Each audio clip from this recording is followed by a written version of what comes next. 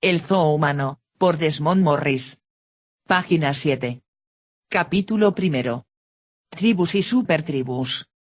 Imagine usted un pedazo de tierra de 35 kilómetros de longitud y otros tantos de anchura. Represénteselo agreste, habitado por animales grandes y pequeños. Figúrese ahora un grupo compacto de 60 seres humanos acampando en medio de este territorio. Trate de verse a sí mismo allí, como miembro de esta minúscula tribu, con el paisaje, su paisaje, extendiéndose en torno más allá de cuanto puede abarcar su vista. Nadie ajeno a su tribu utiliza este vasto espacio. Constituye su ámbito doméstico exclusivo, su terreno de caza tribal. Periódicamente, los hombres de su grupo se ponen en marcha en busca de presas. Las mujeres recogen bayas y frutas. Los niños juegan ruidosamente en torno al campamento, imitando las técnicas de caza de sus padres. Si la tribu prospera y aumenta de tamaño, se desgajará de ella un grupo que se dispondrá a colonizar un nuevo territorio. Poco a poco, se irá extendiendo la especie. Imagine un pedazo de tierra de 35 kilómetros de longitud y otros tantos de anchura. Represénteselo civilizado, habitado por máquinas y edificios. Figúrese ahora un grupo compacto de 6 millones de seres humanos acampando en medio de este territorio. Véase a sí mismo allí, con la complejidad de la gran ciudad extendiéndose a su alrededor, más allá de cuanto puede abarcar su vista. Compare ahora estas dos imágenes. En la segunda escena hay 100.000 individuos por cada uno de la primera escena. El espacio ha permanecido idéntico. Hablando en términos evolucionistas, este dramático cambio ha sido casi instantáneo, han bastado unos cuantos miles de años para que la escena 1 se convierta en la escena 2.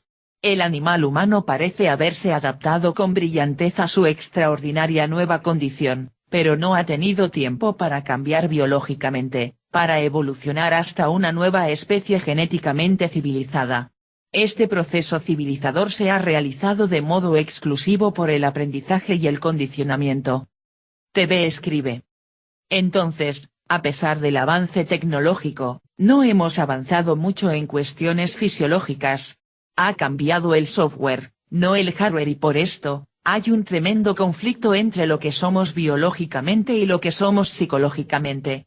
Y las mismas reacciones viscerales, persisten en la sociedad humana, reacciones de reptil, de bestia salvaje, cuya finalidad es dominar a otros, reproducirse y sentir bonito. Seguimos haciendo la guerra, como si fuéramos animales territoriales, y el egoísmo no disminuye. No hay diferencia entonces, en la forma en que viven las colonias de insectos, o las manadas de hienas o cebras, leones, perros salvajes y etc. Morris escribe. Biológicamente, continúa siendo el sencillo animal tribal representado en la escena 1. Así vivió, no durante unos cuantos siglos, sino durante 1.000.000 de duros años. A lo largo de ese periodo cambió biológicamente. Evolucionó de modo espectacular. Las presiones de la supervivencia eran grandes y le moldearon.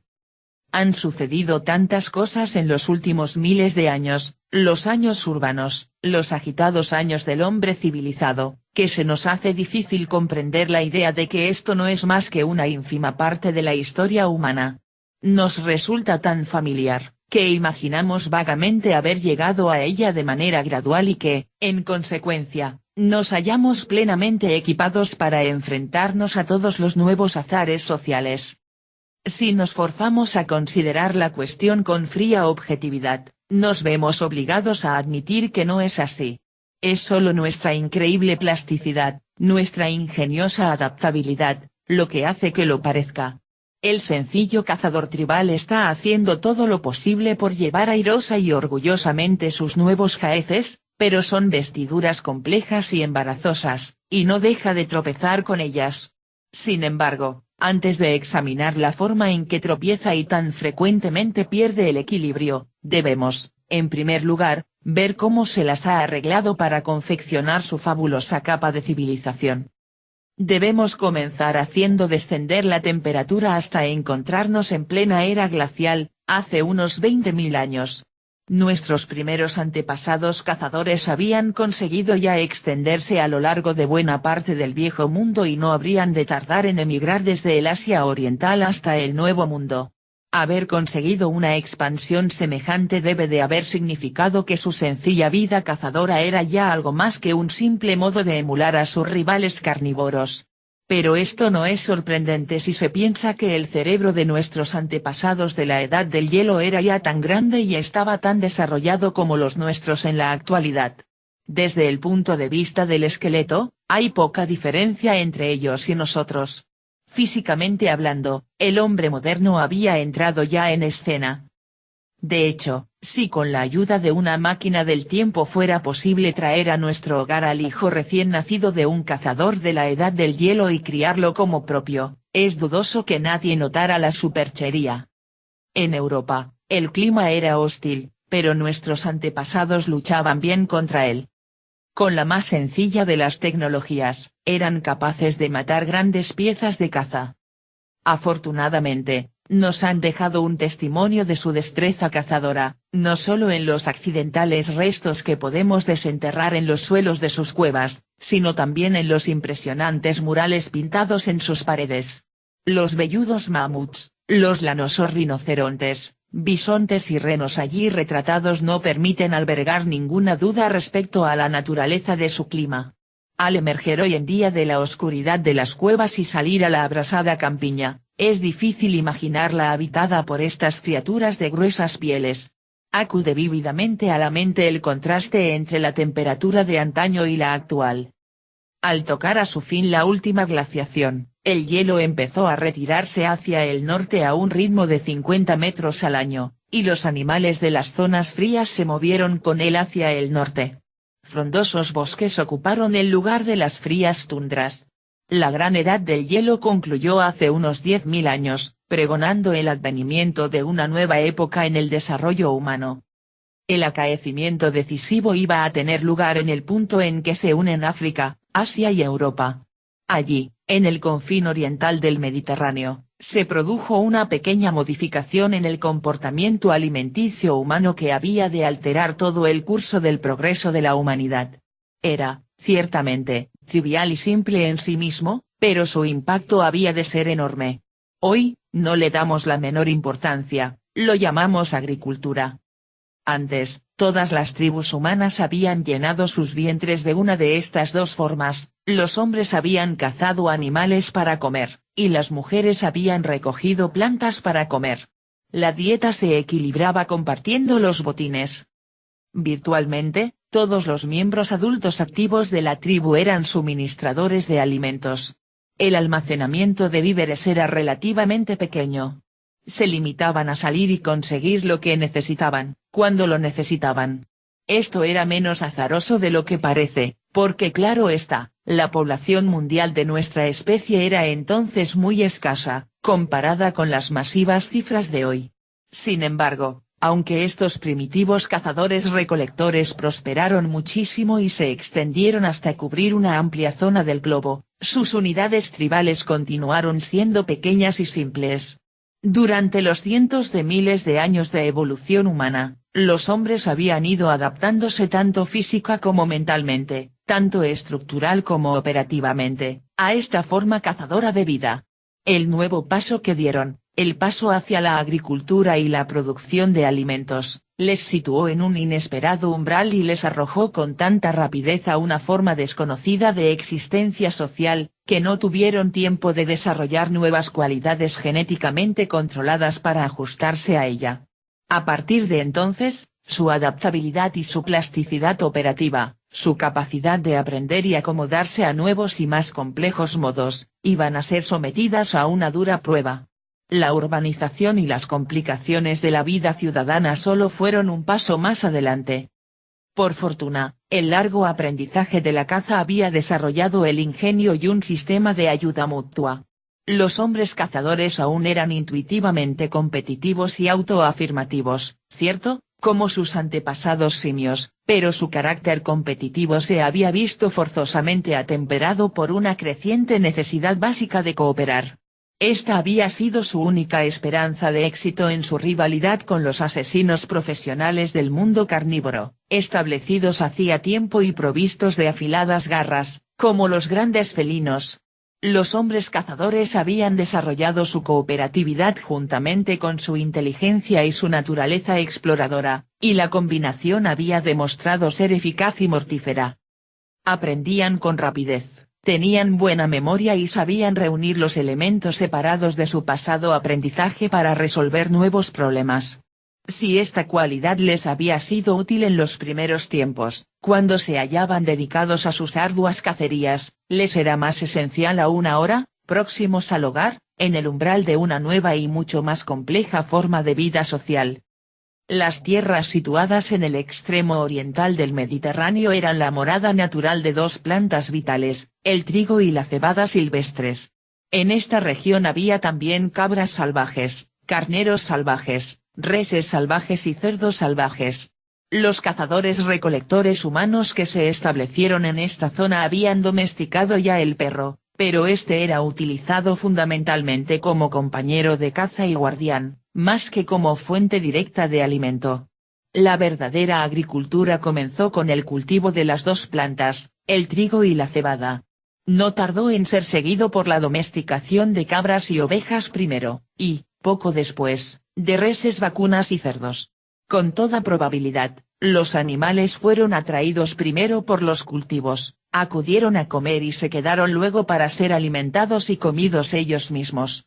No es casualidad que las otras dos regiones de la Tierra que, más tarde, presenciaron el nacimiento de civilizaciones independientes, Asia Meridional y América Central, fueran también lugares donde los cazadores-recolectores encontraron plantas silvestres adecuadas para el cultivo, arroz en Asia y maíz en América. Tan afortunados fueron estos cultivos de finales de la Edad de Piedra, que, hoy día, las plantas y animales que entonces fueron domesticados continúan siendo las más importantes fuentes de alimentos en todas las operaciones agrícolas a gran escala. Los grandes progresos modernamente conseguidos en el terreno de la agricultura y la ganadería han sido mecánicos más que biológicos. Pero fue lo que empezó como meros residuos de las primitivas labores agrícolas lo que había de ejercer el impacto en verdad decisivo en nuestra especie. Retrospectivamente, es fácil de explicar. Antes de que comenzara la labranza de la tierra y la cría de ganado, todo el que quería comer debía aportar su participación en la búsqueda de alimento. Virtualmente, toda la tribu se hallaba implicada. Pero cuando los cerebros con visión de futuro que habían ideado y planeado las maniobras cinegéticas volvieron su atención a los problemas de organizar el cultivo de cosechas, la irrigación de la tierra y la alimentación de animales cautivos, consiguieron dos cosas. Fue tal su éxito, que crearon por primera vez no solo una provisión constante de alimentos, sino también un excedente alimenticio regular con el que se podía contar. La creación de este excedente fue la llave que había de abrir la puerta a la civilización.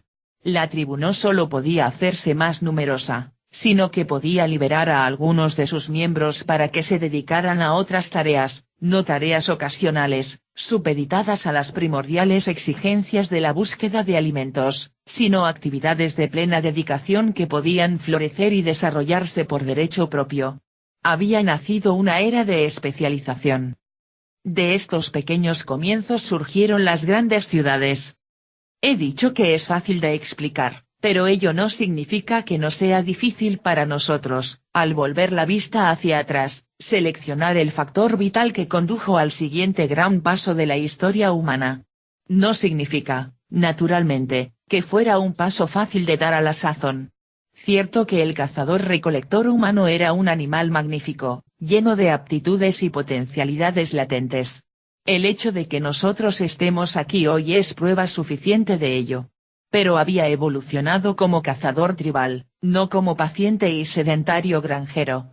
Es también cierto que poseía una mente sagaz, capaz de planear una expedición de caza y de comprender los cambios de estación que se sucedían en su medio ambiente. Mas para obtener éxito en su actividad de granjero tenía que extender su sagacidad más allá de todo cuanto antes había experimentado.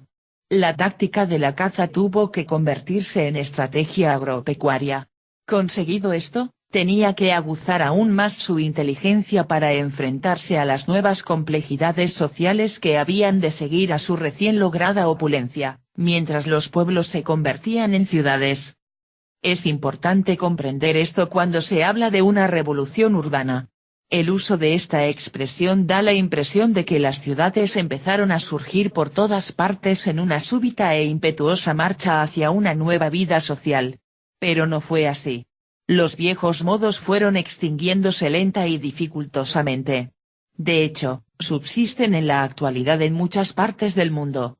Numerosas culturas contemporáneas están todavía operando a niveles agropecuarios virtualmente neolíticos, y en ciertas regiones, tales como el desierto del Kalahari, el norte de Australia y el Ártico, podemos aún observar comunidades de cazadores-recolectores de puro estilo paleolítico. Los primeros desenvolvimientos urbanos, las primeras ciudades, surgieron, no como una súbita erupción en la piel de la sociedad prehistórica, sino como unas cuantas manchas aisladas y diminutas.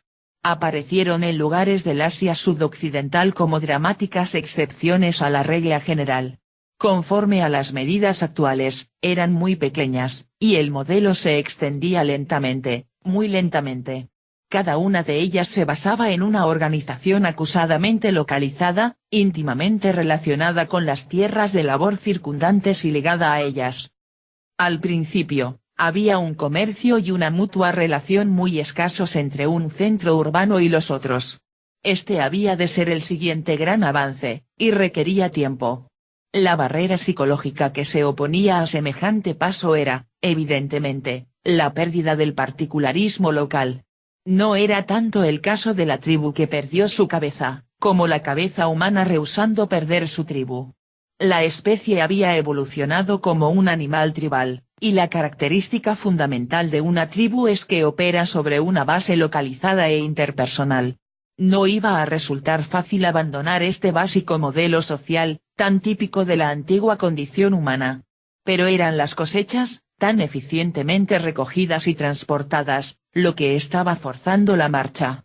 Al ir progresando la agricultura y a medida que la élite urbana, liberada de los trabajos de la producción, fue concentrando su atención en otros problemas más nuevos, resultó inevitable que emergiera finalmente una red urbana, una interconexión jerárquicamente organizada entre ciudades vecinas. La más antigua ciudad conocida surgió en Jericó hace más de 8000 años, pero la primera civilización plenamente urbana se desarrolló mucho más al este, al otro lado del desierto de Siria, en Sumer. Allí, hace unos 5000 o 6000 años, nació el primer imperio, y el prefijo pre fue eliminado de la palabra prehistoria con la invención de la escritura.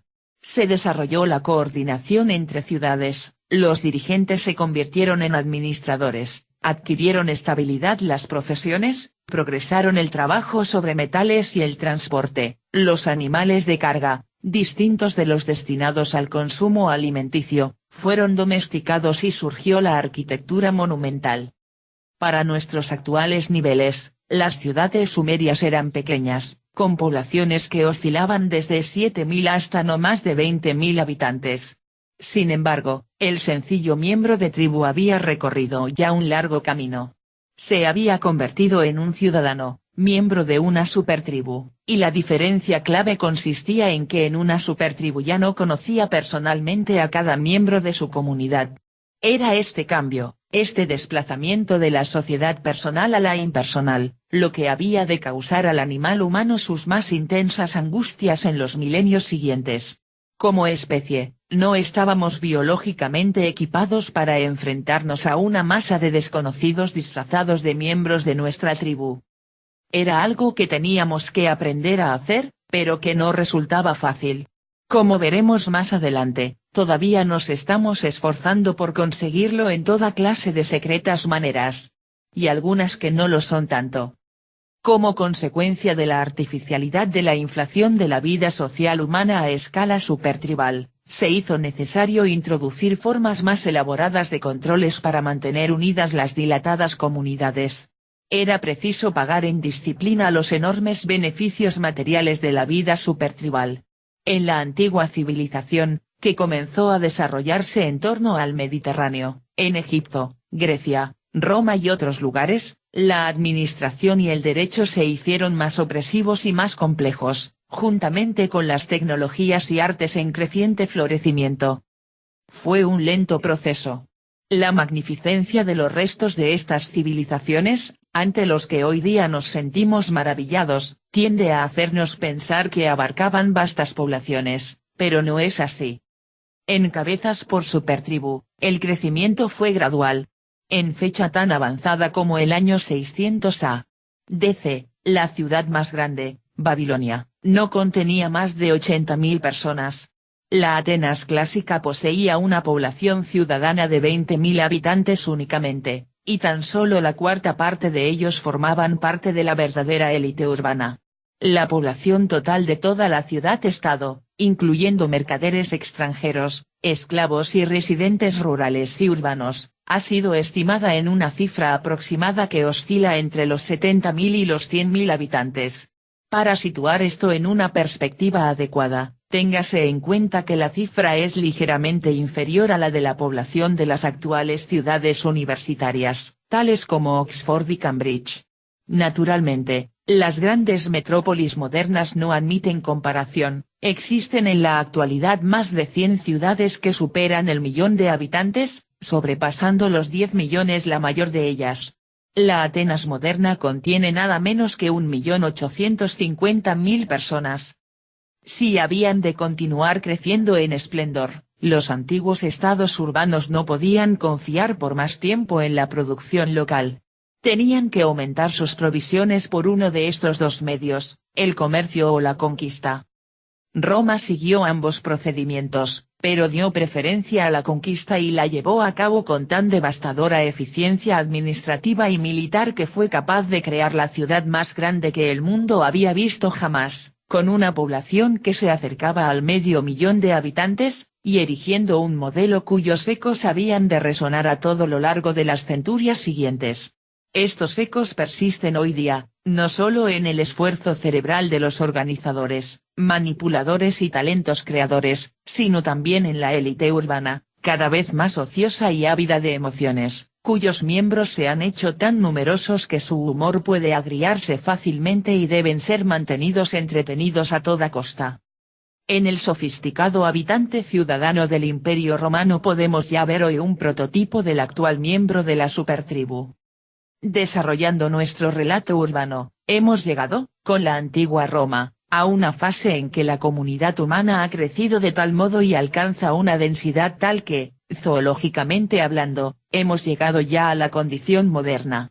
Cierto que, durante las centurias siguientes, la trama fue espesándose, pero continuó siendo esencialmente la misma. Las muchedumbres se hicieron más densas, las élites se volvieron más selectas. Las tecnologías adquirieron un carácter más técnico.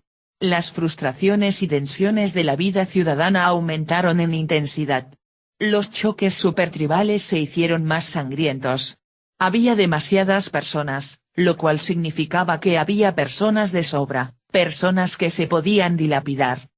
TV escribe. Entre más somos, más innecesarios somos, más desechables somos, y nuestro valor individual se disipa en las masas. Si en un hato de borregos hay 1000 cabezas, matar a una, no es relevante. Morris escribe. A medida que las relaciones humanas, perdidas en la multitud, se hacían más impersonales, la inhumanidad del hombre hacia el hombre aumentaba hasta alcanzar proporciones horribles. Sin embargo, como he dicho antes, una relación impersonal no es una relación biológicamente humana, de modo que esto no resulta sorprendente. Lo sorprendente es que las desmesuradamente hinchadas supertribus hayan podido sobrevivir y, lo que es más, que hayan sobrevivido tan bien.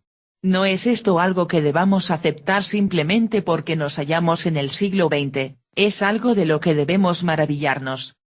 Es un asombroso testimonio de nuestra increíble habilidad, tenacidad y plasticidad como especie. ¿Cómo pudimos conseguirlo?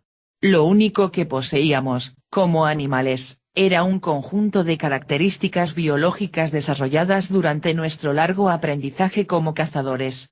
La respuesta debe de radicar en la naturaleza de estas características y en la forma en que hemos sabido explotarlas y manipularlas sin distorsionarlas con tanta intensidad como, superficialmente, parecemos haber hecho. Debemos examinarlas con mayor atención.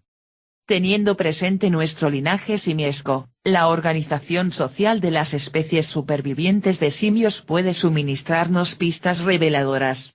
La existencia de individuos poderosos y dominantes que gobiernan despóticamente al resto del grupo es un fenómeno muy extendido entre los primates superiores.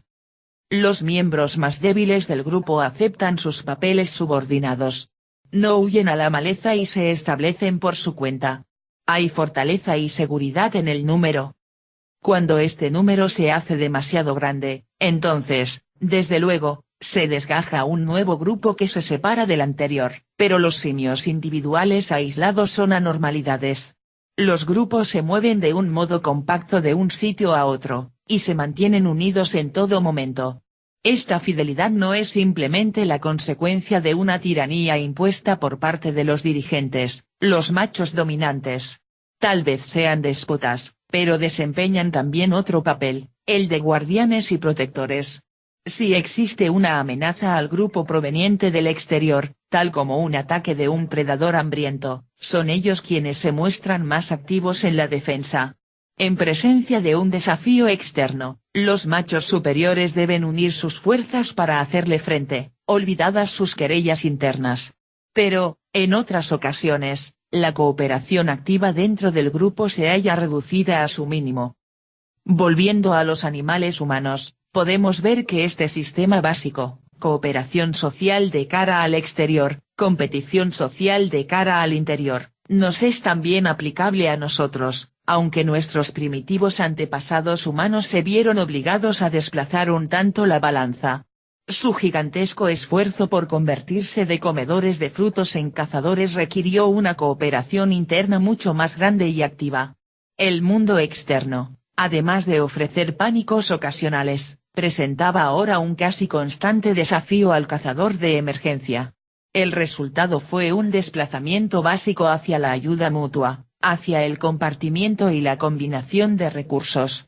Esto no significa que el hombre primitivo empezara a moverse como una única entidad, como un banco de peces, la vida era demasiado compleja para eso. Subsistían la competición y la jefatura, contribuyendo a proporcionar ímpetu y a reducir la indecisión, pero la autoridad despótica fue severamente restringida. Se consiguió un delicado equilibrio que, como ya hemos visto, había de mostrarse muy eficaz, permitiendo a los primitivos cazadores humanos extenderse por la mayor parte de la superficie terrestre con la sola ayuda de un mínimo de tecnología. ¿Qué fue de este delicado equilibrio cuando las diminutas tribus se convirtieron en gigantescas supertribus? Con la pérdida del modelo tribal persona a persona, el péndulo competitivo cooperativo empezó a oscilar peligrosamente de un lado a otro y no ha dejado de hacerlo, nocivamente, desde entonces. El que los miembros subordinados de las supertribus se convirtieran en multitudes impersonales ha sido la causa de que las oscilaciones más violentas del péndulo se hayan producido hacia el lado dominante, competitivo. Los superdesarrollados grupos urbanos fueron rápida y repetidamente presa de formas exageradas de tiranía, despotismo y dictadura. TV escribe. Si las masas humanas tuviesen libertad de elección, la violencia social sería un terrible descontrol, porque se forman mafias o pandillas que abusan de los más débiles. Es por eso, que siempre, las masas han estado sometidas por un gobierno, por una élite que dicta lo que debe hacerse, por el bien de la especie. Morris escribe. Las supertribus dieron nacimiento a superjefes, los cuales ejercían poderes que hacían parecer positivamente benignos a los tiranos simios. Dieron nacimiento también a supersubordinados en forma de esclavos, que padecían una sumisión mucho más extrema de la que habrían conocido ni siquiera los más bajos y rastreros de los monos. TV escribe. En una manada salvaje, no existe la esclavitud, ni la servidumbre. Solamente se someten al dominio de los machos más poderosos o hábiles.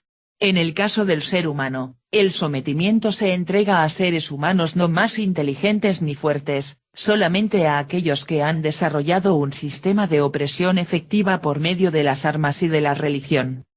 Morris escribe. Para dominar a una supertribu de esta manera se necesitaba algo más que un único déspota. Aún con nuevas tecnologías destructivas, armas, mazmorras, torturas, para ayudarle a mantener coactivamente condiciones de total sojuzgamiento, precisaba también una masa de seguidores si había de conseguir mantener en un extremo el péndulo biológico. Esto era posible porque los seguidores, como los jefes, estaban aficionados por la impersonalidad de la condición supertribal. Apaciguaban hasta cierto punto sus conciencias cooperativas mediante la creación de subgrupos, o pseudotribus, dentro del cuerpo principal de la supertribu. Cada individuo establecía relaciones personales del antiguo tipo biológico con un pequeño grupo de dimensiones tribales formado por compañeros sociales o profesionales. Dentro de ese grupo, podía satisfacer sus necesidades básicas de ayuda y coparticipación mutuas. Otros subgrupos, la clase de esclavos, por ejemplo, podían entonces ser considerados más confortablemente como extraños ajenos a su protección. Había nacido la doble medida social. La fuerza insidiosa de estas nuevas subdivisiones radicaba en el hecho de que hacían incluso posible que las relaciones personales se desarrollaran de una forma impersonal. Aunque un subordinado, un esclavo, un siervo o un criado, pudiera ser conocido personalmente por un amo, el hecho de que hubiera sido encuadrado en otra categoría social significaba que podía ser tratado tan mal como un miembro de la masa impersonal. Es solo una verdad parcial decir que el poder corrompe. La subyugación extrema puede corromper con idéntica eficacia. Cuando el péndulo biosocial oscila hacia la tiranía alejándose de la cooperación activa, queda corrompida la sociedad entera. Tal vez produzca grandes avances materiales. Tal vez desplace 4.883.000 toneladas de piedra para construir una pirámide, pero, dada su deformada estructura social, sus días están contados. Se puede dominar mucho a muchos y durante mucho tiempo, pero aún dentro de la sofocante atmósfera de una supertribu existe un límite. Si cuando se alcanza el límite el péndulo biosocial retrocede suavemente hacia su equilibrado punto medio, la sociedad puede darse por afortunada. Si, como es más probable, oscila violentamente de un lado a otro, correrá la sangre a una escala que nuestro primitivo antepasado cazador jamás hubiera imaginado. El hecho de que el impulso cooperativo humano se reafirme tan intensa y repetidamente constituye el milagro de la supervivencia civilizada. Muchas fuerzas actúan contra él y, sin embargo, nunca deja de retornar a la superficie. Nos agrada considerar esto una victoria de los poderes del altruismo intelectual sobre las debilidades bestiales, como si la ética y la moralidad fuesen alguna especie de invención moderna. Si esto fuera realmente cierto, es dudoso que nos encontrásemos aquí para proclamarlo. Si no lleváramos en nosotros mismos el fundamental impulso biológico de cooperar con nuestros semejantes, jamás habríamos sobrevivido como especie. Si nuestros antepasados cazadores hubieran sido realmente crueles e insaciables tiranos cargados de pecado original, la historia del éxito humano habría finalizado hace mucho tiempo. La doctrina del pecado original estriba en que las condiciones artificiales de la supertribu actúan sin cesar contra nuestro altruismo biológico, y éste necesita toda la ayuda que pueda encontrar. Soy consciente de que existen autoridades que se manifestarán en rotundo desacuerdo con lo que acabo de decir. Consideran al hombre inclinado por naturaleza a ser débil, codicioso y malvado, necesitado de severos códigos impuestos para que sea fuerte, comedido y bueno. Pero cuando ridiculizan el concepto del buen salvaje lo que hacen es introducir confusión. Ponen de relieve que no había nada noble en la ignorancia o la superstición, y en ese aspecto tienen razón. Pero esta es solo una parte de la historia. La otra parte concierne a la conducta del cazador primitivo respecto a sus compañeros. Aquí, la situación debe de haber sido diferente. Compasión, bondad, ayuda mutua, Un impulso fundamental para cooperar dentro de la tribu debió de ser la pauta a seguir para que los primitivos grupos de hombres sobrevivieran en su precario ambiente. Solo cuando las tribus se expandieron hasta convertirse en supertribus impersonales, fue cuando la vieja pauta de conducta se vio sometida a fuerte presión y empezó a derrumbarse. Solo entonces fue preciso imponer leyes y códigos de disciplina para rectificar el equilibrio. Si hubieran sido impuestos en un grado adecuado para hacer frente y resistir a las nuevas presiones, todo habría ido bien, pero en las civilizaciones primitivas los hombres eran bisoños en la tarea de conseguir este delicado equilibrio. Fracasaron repetidamente, y con resultados mortíferos. En la actualidad tenemos más experiencia, pero el sistema nunca ha sido perfeccionado, porque, a medida que las supertribus han continuado expandiéndose, el problema no ha dejado de replantearse. Permítanme enfocarlo de otra manera. Se ha dicho con frecuencia que la ley prohíbe a los hombres hacer lo que sus instintos les inclinan a hacer. De ahí se sigue que, si existen leyes contra el robo, el asesinato y el estupro, entonces es que el animal humano debe ser un estuprador homicida y rapaz. ¿Constituye esto realmente una adecuada descripción de la peculiaridad del hombre como especie biológica? No encaja en el cuadro zoológico de la emergente especie tribal. Por desgracia, no obstante, sí encaja en el marco supertribal. El robo, quizás el más corriente de los delitos, constituye un buen ejemplo. Un miembro de una supertribu se halla sometido a una presión, sufriendo todas las tensiones y los esfuerzos de su artificiosa condición social. La mayoría de las personas de su supertribu le son desconocidas. No tiene con ellas ningún lazo personal ni tribal. El ladrón típico no está robando a uno de sus compañeros conocidos. No está infringiendo el viejo código biológico tribal. En su ánimo, él está simplemente situando a su víctima completamente fuera de su tribu. Para contrarrestar esto, es preciso que se imponga una ley supertribal. A este respecto, es de notar que a veces hablamos de honor entre ladrones y de código de Lampa. Esto pone de manifiesto el hecho de que consideramos a los delincuentes como pertenecientes a una pseudotribu distinta y separada dentro de la supertribu. Es interesante observar, de paso, cómo tratamos al delincuente, lo encerramos en una comunidad confinada, compuesta exclusivamente de delincuentes. Como solución, a corto plazo da buenos resultados, pero, a largo plazo, el efecto es que fortalece su identidad pseudotribal en vez de debilitarla, y le ayuda, además, a ensanchar sus contactos sociales pseudotribales. Reconsiderando la idea de que la ley prohíbe a los hombres hacer lo que sus instintos les inclinan a hacer, podríamos darle una nueva formulación en el sentido de que la ley solo prohíbe a los hombres hacer lo que las condiciones artificiales de civilización les impulsan a hacer. De este modo, podemos considerar la ley como un instrumento equilibrador, tendente a contrarrestar las distorsiones de la existencia supertribal y que ayuda a mantener, en condiciones antinaturales, las formas de conducta social que son naturales a la especie humana.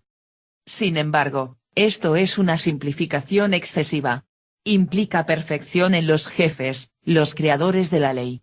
Tiranos y déspotas pueden, naturalmente, imponer leyes severas e irrazonables coartando a la población en un grado superior a lo que justifican las prevalentes condiciones supertribales. Una jefatura débil tal vez imponga un sistema de leyes que carezca de fuerza para mantener unido a un pueblo en expansión. En cualquiera de ambos casos se produce el desastre cultural o la decadencia. Existe también otra clase de ley que tiene muy poco que ver con la argumentación que he estado exponiendo, salvo en cuanto que contribuye a mantener unida a la sociedad.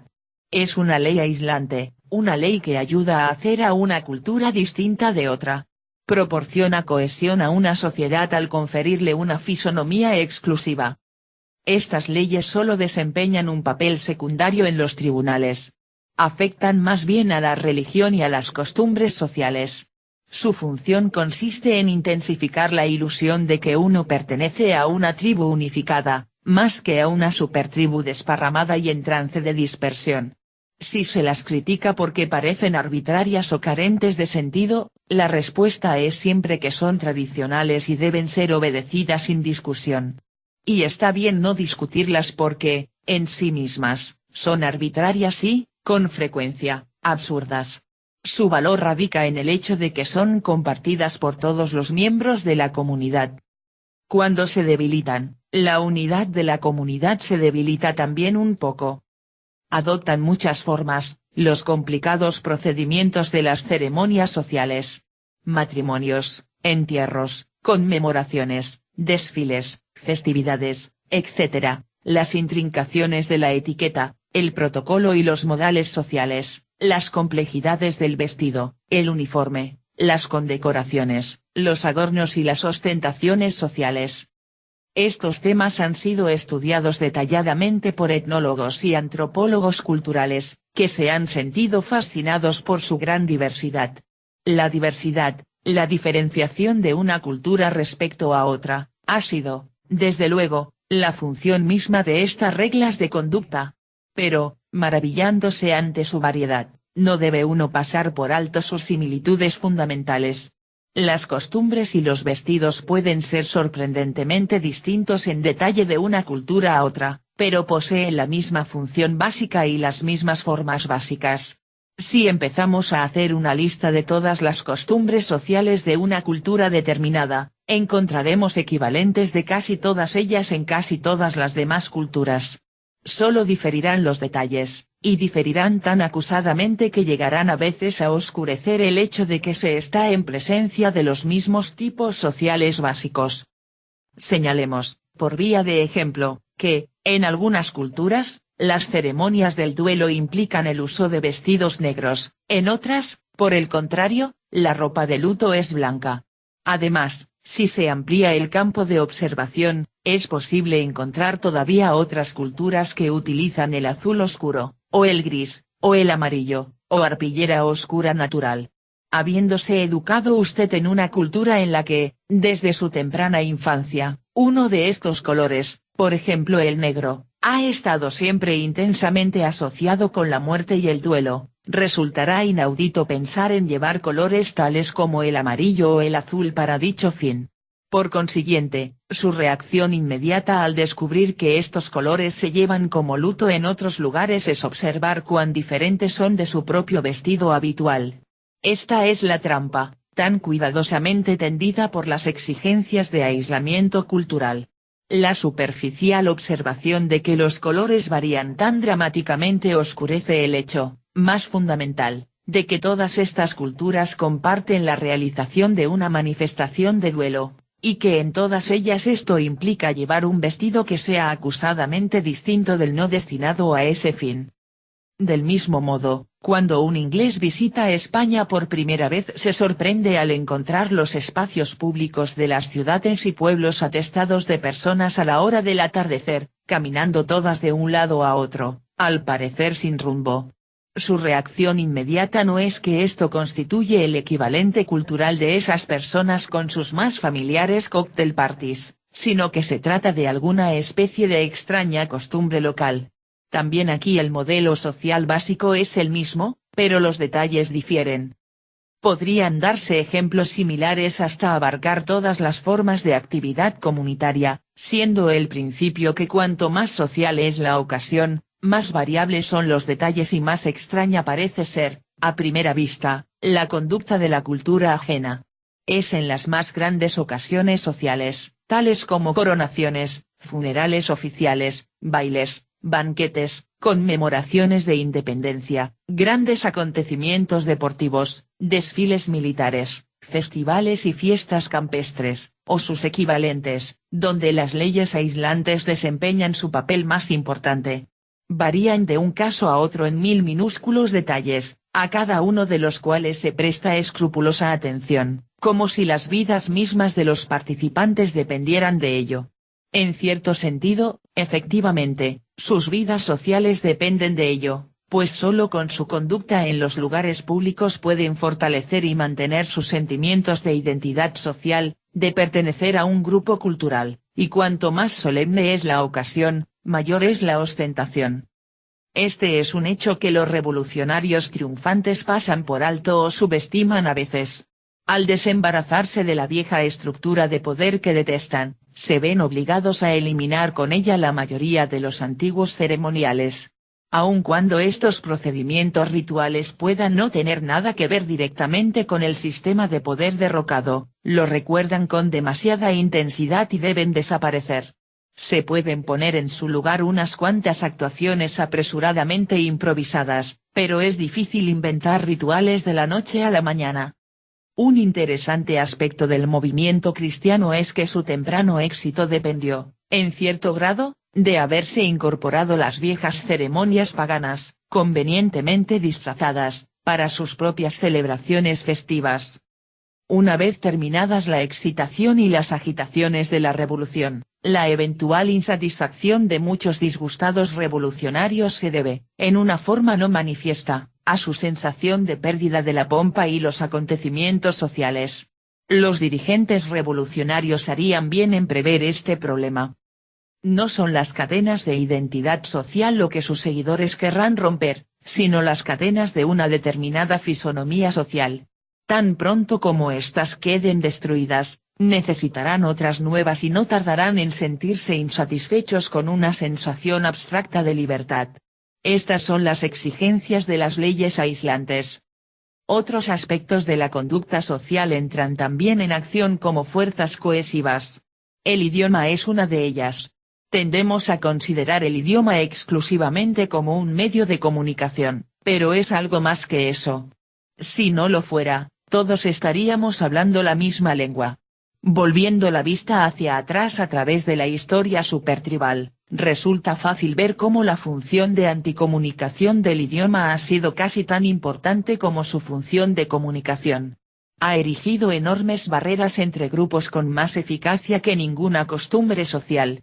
Ha identificado, con más eficacia que ninguna otra cosa, al individuo como miembro de una determinada supertribu y puesto obstáculos en el camino de su deserción hacia otro grupo.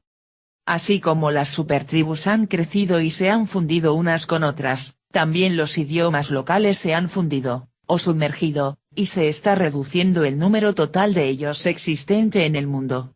Pero a medida que esto sucede, se desarrolla una dirección de sentido inverso, los acentos y los dialectos se tornan más significativos socialmente, se inventan el argot, el caló, la gemianía. Así como los miembros de una nutrida supertribu intentan fortalecer sus homogeneidades tribales creando subgrupos, del mismo modo se desarrolla todo un espectro de lenguas dentro del idioma oficial.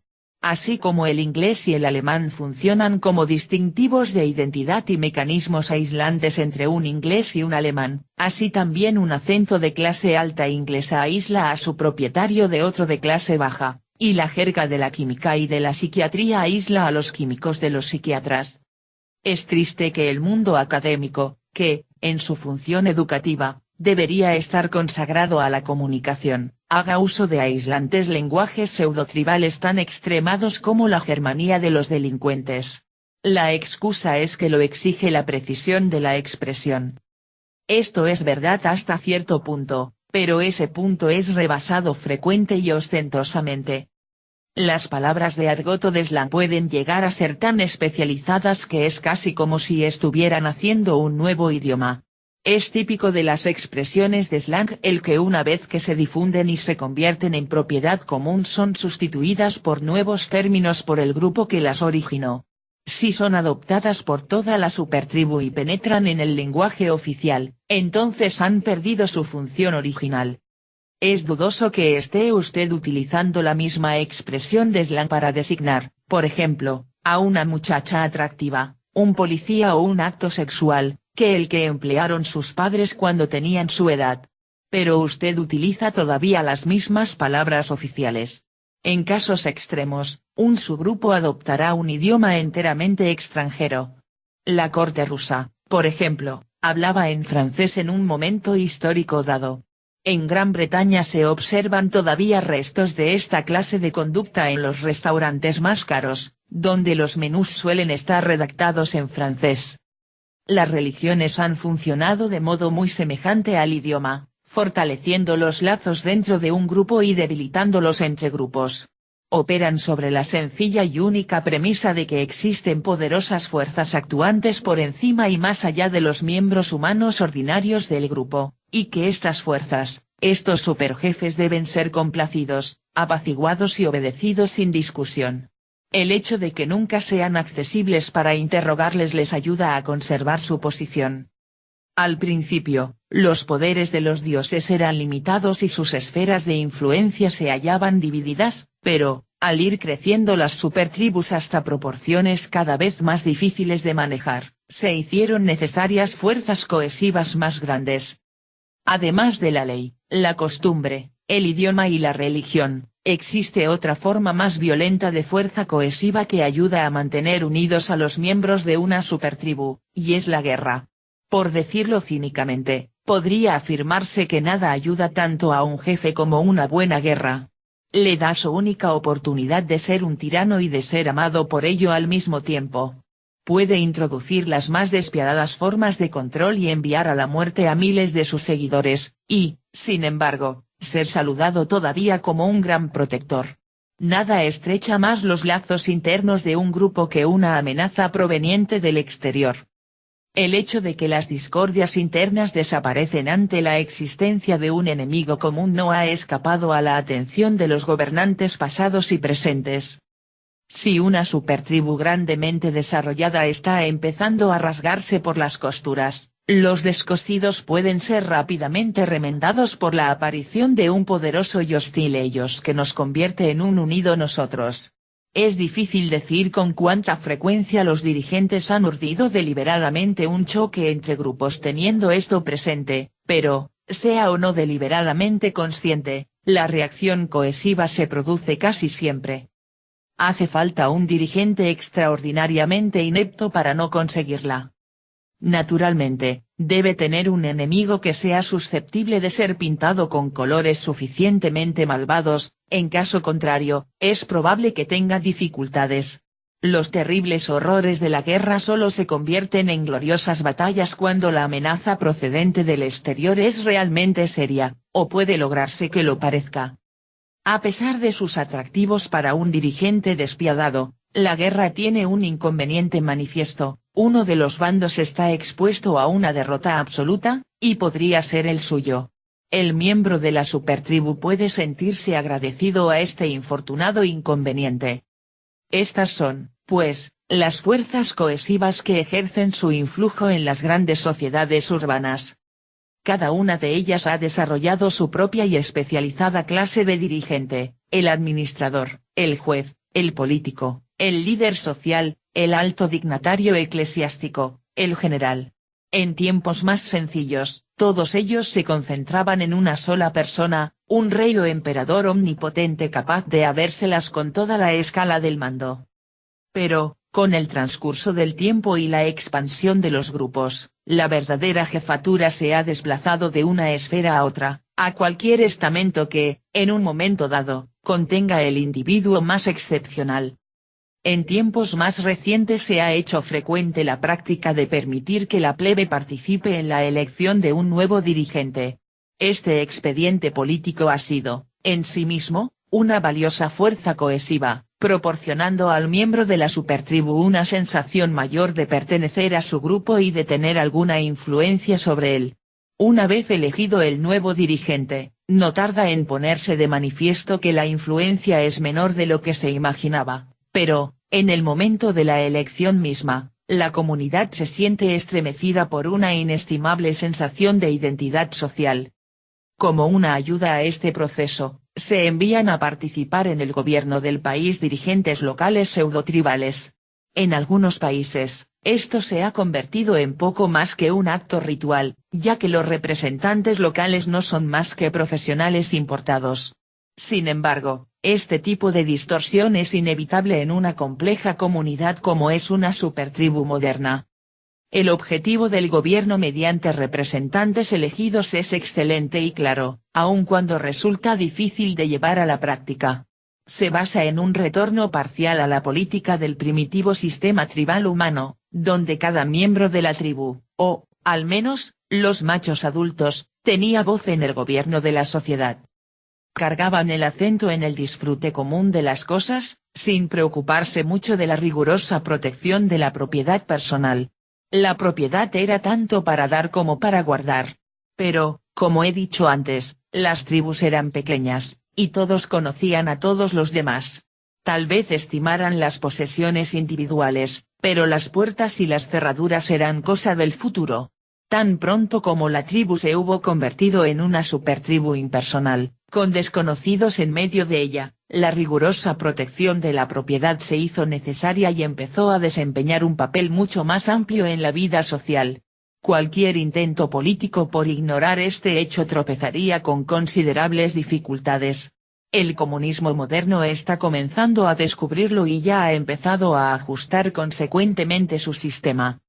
Otro ajuste era también necesario en todos los casos en que el objetivo consistía en reinstaurar el viejo modelo tribal de la época cazadora de gobierno del pueblo por el pueblo. Simplemente, las supertribus eran demasiado grandes, y los problemas de gobierno demasiado complejos, demasiado técnicos. La situación exigía un sistema de representación, y este, a su vez, exigía una clase profesional de expertos. ¿Hasta qué punto puede esto alejarse del gobierno por el pueblo? Ha quedado claramente ilustrado recientemente en Inglaterra, cuando se sugirió que los debates parlamentarios deberían ser televisados, para que, gracias a la ciencia moderna, el pueblo pudiera al fin desempeñar un papel más íntimo en los asuntos de Estado. Pero como esto habría desvirtuado la especializada y profesional atmósfera, la propuesta encontró una vigorosa oposición y fue rechazada. Otro tanto puede decirse del gobierno por el pueblo. Esto no es sorprendente, sin embargo. Gobernar una supertribu es como tratar de mantener en equilibrio a un elefante sobre una cuerda. Parece que lo mejor que un sistema político puede esperar, es utilizar los métodos derechistas para llevar a cabo los programas políticos de izquierda. Esto es, en efecto, lo que se está haciendo actualmente, tanto en el este como en el oeste. Es una maniobra difícil y requiere una gran astucia profesional y no poca refinada oratoria. Si los políticos modernos son con frecuencia objeto de sátira y mofa, es porque demasiadas personas comprenden demasiado a menudo el truco. Pero, dadas las dimensiones que alcanzan las actuales supertribus, no parece haber alternativa.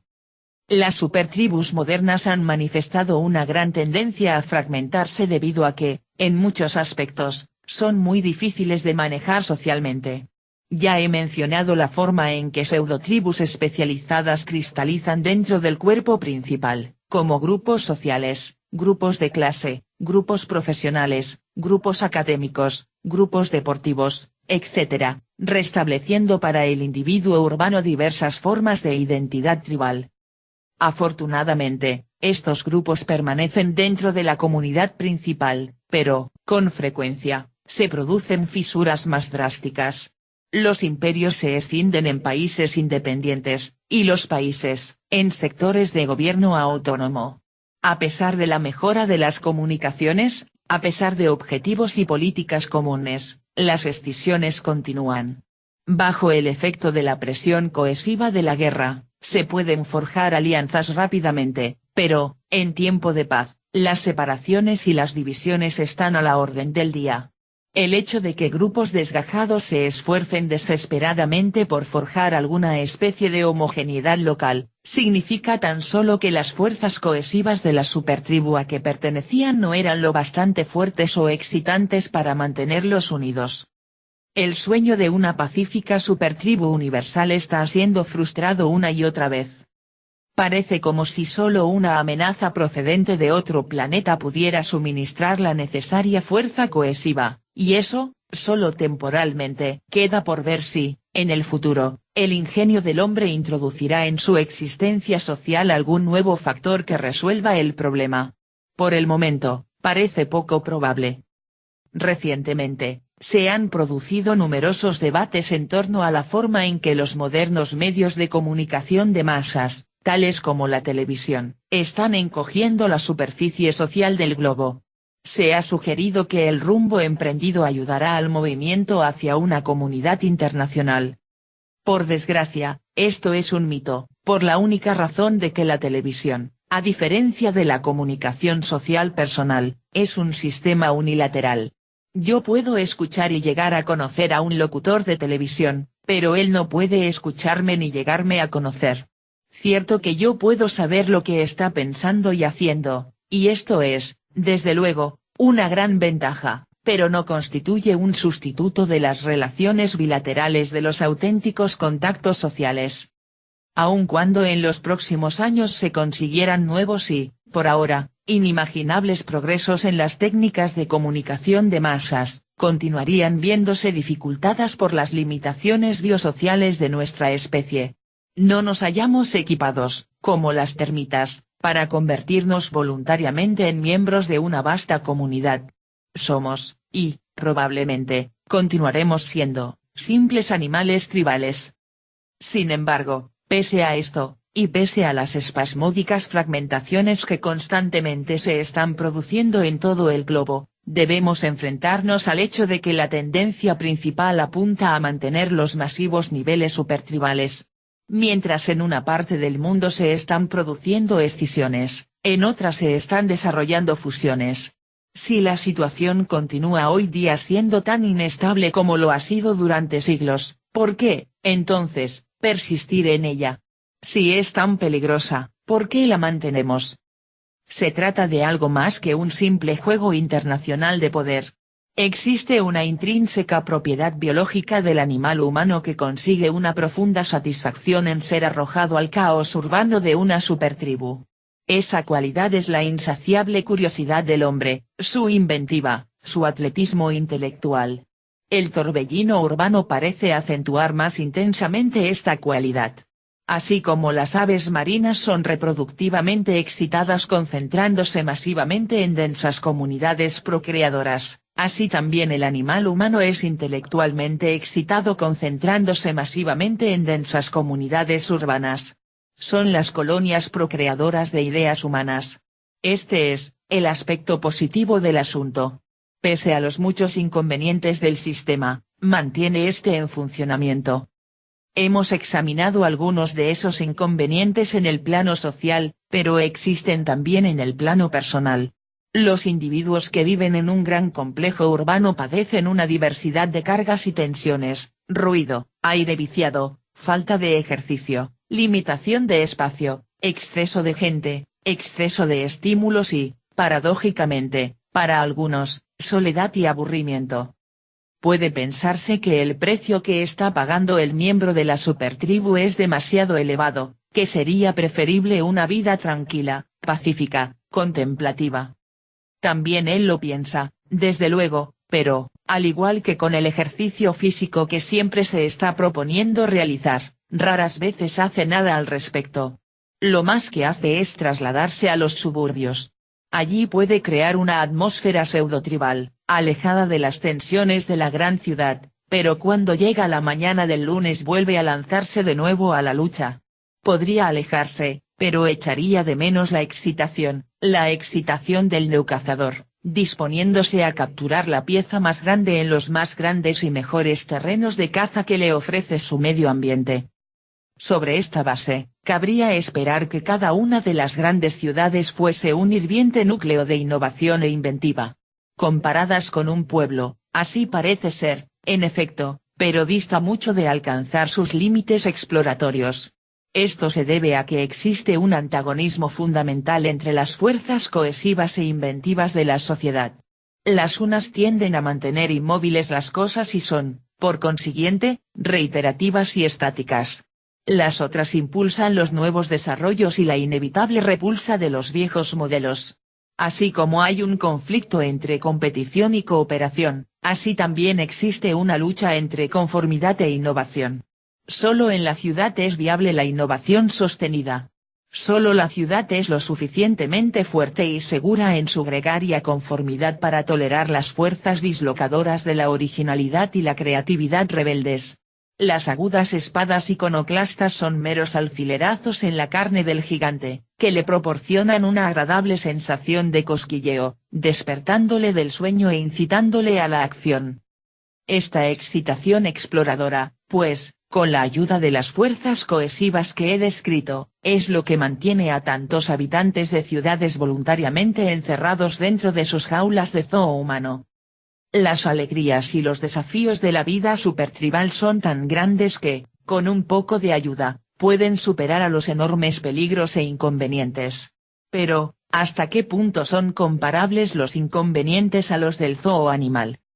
El huésped del zoo animal se encuentra en confinamiento solitario, o en un grupo social anormalmente distorsionado. Cerca de él, en otras jaulas, tal vez pueda ver o oír a otros animales, pero no establecer con ellos ningún contacto auténtico. Irónicamente, las condiciones supersociales de la vida urbana humana pueden actuar de forma muy semejante. Es bien conocida la soledad de la gran ciudad. Es fácil perderse en la gran multitud impersonal. Es fácil que las agrupaciones familiares naturales y las relaciones tribales personales se distorsionen, se quebranten o se fragmenten. En un pueblo, todos los vecinos son amigos personales o, en el peor de los casos, enemigos personales, nunca extraños. En la gran ciudad, muchas personas ni siquiera saben cómo se llaman sus vecinos. Esta despersonalización ayuda a sostener a los rebeldes e innovadores, que, en una comunidad tribal más pequeña, se verían sometidos a fuerzas cohesivas mucho mayores. Serían aplastados por las exigencias de la acomodación. Pero, al mismo tiempo, la paradoja del aislamiento social de la rebosante ciudad puede causar gran tensión y desventura a muchos de los moradores del zoo humano. Aparte del aislamiento personal, existe también la presión directa del apiñamiento físico. Cada clase de animal ha evolucionado para existir en una cierta dimensión de espacio vital. Tanto en el zoo animal como en el zoo humano este espacio se halla severamente restringido, y las consecuencias pueden ser graves. Consideramos la claustrofobia como una respuesta anormal.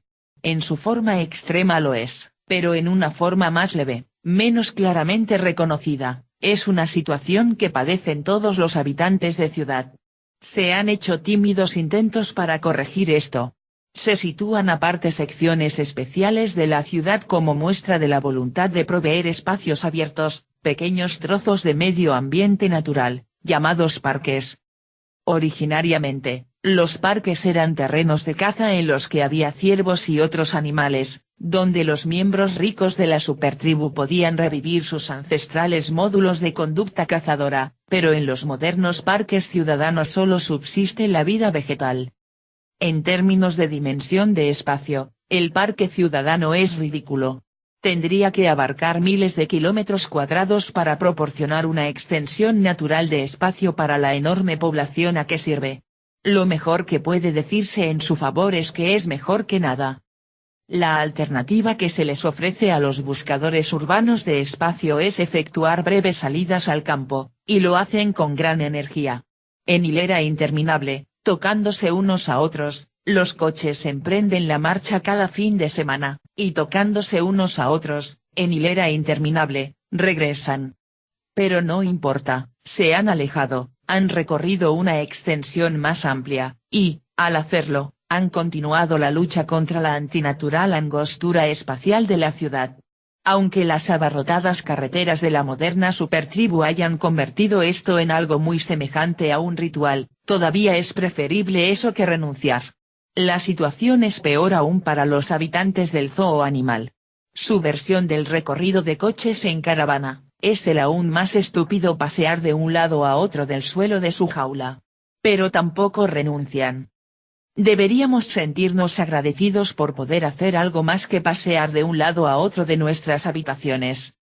Habiendo reconstruido ya el curso de los acontecimientos que nos han conducido a nuestra actual condición social, podemos ahora empezar a examinar con más detalle las diversas formas en que nuestras reglas de conducta han conseguido acomodarse a la vida en el zoo humano, o, en algunos casos, cómo han fracasado desastrosamente en el intento de lograrlo.